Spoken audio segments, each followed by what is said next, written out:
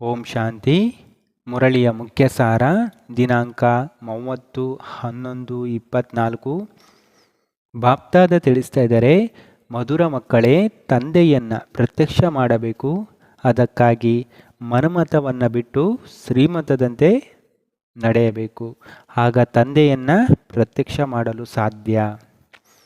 ಬಾಪ್ದಾದ ಪ್ರಶ್ನೆ ಕೇಳ್ತಾ ಇದ್ದಾರೆ, ಯಾವ ಮಕ್ಕಳ ರಕ್ಷಣೆಯನ್ನು ತಂದೆಯು ಅವಶ್ಯವಾಗಿ ಮಾಡಿಯೇ ಮಾಡುತ್ತಾರೆ?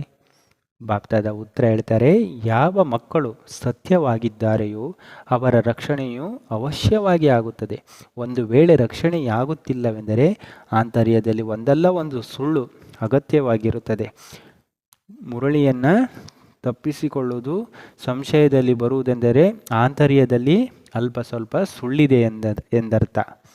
ಅಂಥವರ ಮೇಲೆ ಮಾಯೆಯು ಗುರಿ ಇಡುತ್ತದೆ.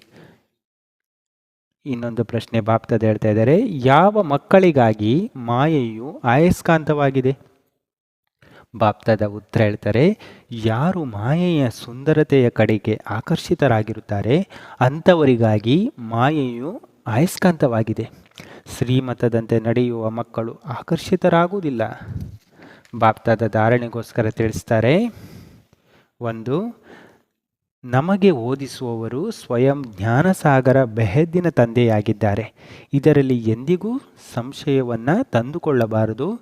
ಸುಳ್ಳು ಕಪಟವನ್ನು ಬಿಟ್ಟು ಸತ್ಯವಾದ ಚಾರ್ಟನ್ನು ಇಡಬೇಕು. ದೇಹಾಭಿಮಾನದಲ್ಲಿ ಬಂದು ಎಂದಿಗೂ ಪದವಿದ್ರೋಹಿಯಾಗಬಾರದು. 2. ನಾಟಕವನ್ನು ಬುದ್ಧಿಯಲ್ಲಿಟ್ಟುಕೊಂಡು ತಂದೆಯ ಸಮಾನ ಬಹಳ ಮಧುರ ಹಾಗೂ ನಮ್ರರಾಗಿರಬೇಕು. ತಮ್ಮ ಅಹಂಕಾರವನ್ನು ತೋರಿಸಬಾರದು. ತಮ್ಮ ಮತವನ್ನು ಬಿಟ್ಟು ಒಬ್ಬ ತಂದೆಯ ಶ್ರೇಷ್ಠ ಮತದಂತೆ ನಡೆಯಬೇಕು. ಬಾಪ್ದಾದ ವರದಾನ ಕೊಡ್ತಾ ಇದ್ದಾರೆ, ಒಬ್ಬ ತಂದೆಯ ಪ್ರೀತಿಯಲ್ಲಿ ಲವಲೀನರಾಗಿ ಗುರಿಯನ್ನು ತಲುಪುವಂತಹ ಸರ್ವ ಆಕರ್ಷಣ ಮುಕ್ತರಾಗಿರಿ. ಬಾಪ್ದಾದ ಸ್ಲೋಗನ್ ಹೇಳ್ತಾ ಇದ್ದಾರೆ, ತಮ್ಮ ಅದೃಷ್ಟಶಾಲಿಯ ಅನುಭವವನ್ನು ನಿಮ್ಮ ಮುಖ ಮತ್ತು ಚಲನೆಯಿಂದ ಮಾಡಿಸಿರಿ. ಅಚ್ಚಾ. ಓಂ ಶಾಂತಿ.